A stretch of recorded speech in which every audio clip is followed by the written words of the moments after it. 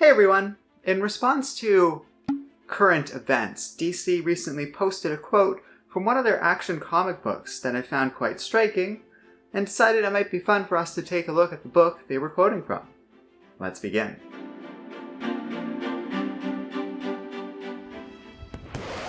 Superman gets a call about a genetically enhanced gorilla attacking Tripoli.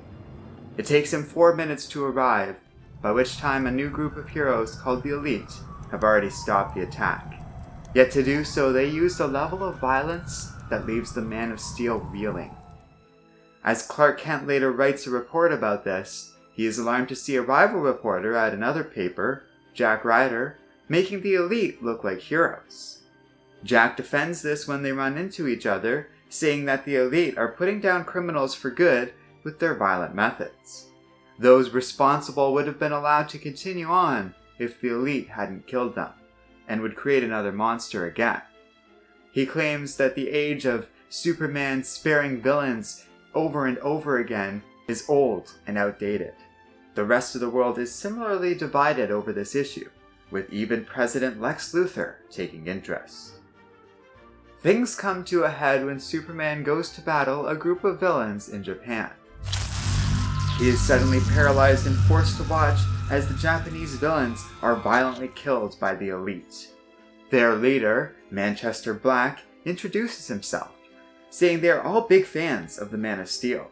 Black takes Kal-El to the Elite's headquarters, a fortress they stole from another universe.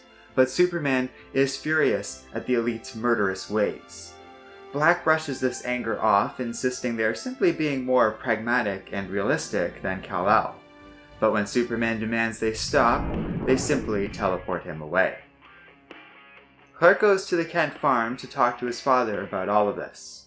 His pa understands why people, even here in Smallville, support the Elite.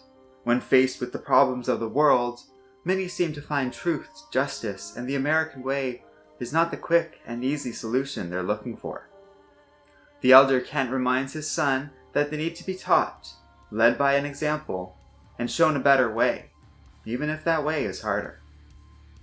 Later, Superman stops some aliens only for the Elite to show up again. They claim the aliens capture refugees and turn them into living weapons to be sold on the black market.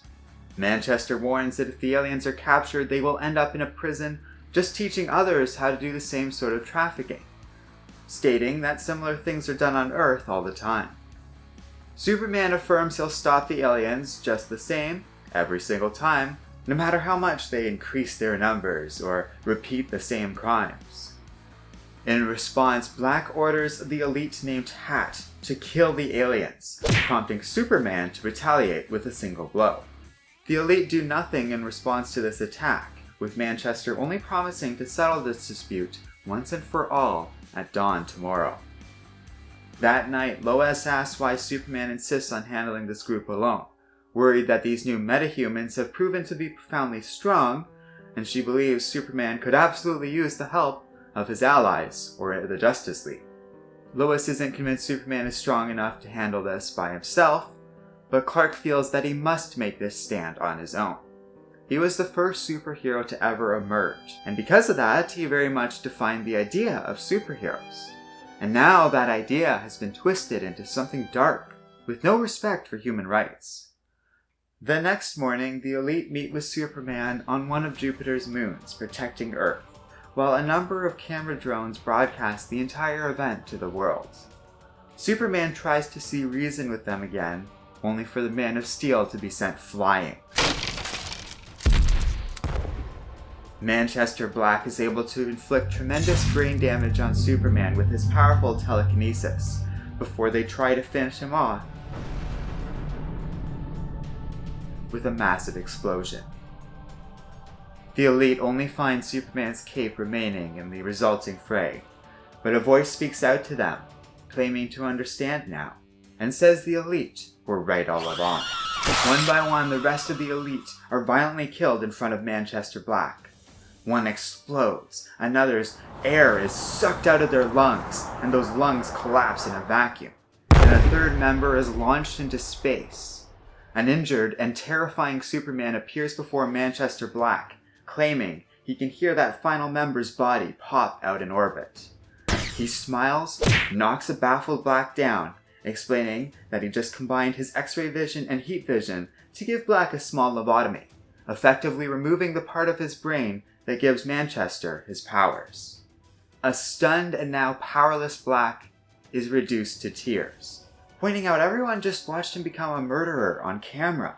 Superman says the world must be terrified right now. He was too, crossing that line. But it wasn't hard.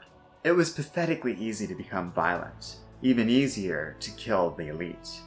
Luckily for everyone, Superman doesn't actually believe in any of this. The rest of the elite are fine, as it was all a trick, and even Manchester Black wasn't really lobotomized, just given a mild concussion to temporarily disrupt his powers.